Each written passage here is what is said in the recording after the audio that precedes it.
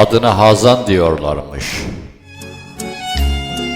Sonbahar ile kış mevsimi arasına sıkışmış. Zavallı bir mevsimmiş Hazan.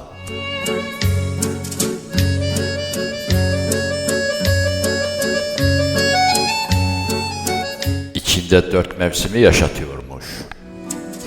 Ilgın ılgın esermiş Meltem rüzgarları. Ha, bir de pastırma yazı varmış bu Hazan'ın.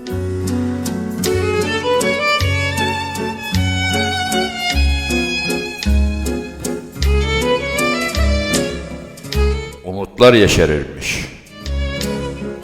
Umutlar yeşerirmiş bu yaz mevsiminde. Sevgililere koşarcasına gidilirmiş. Trenin son vagonuna yetişen yolcular gibi.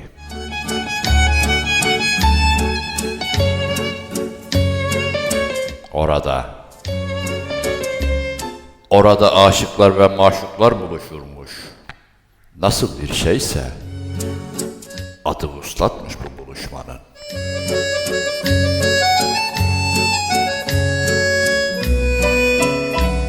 Aslında anlamam bu Hazan mevsiminden. Hiç yaşamadım böyle bir mevsim.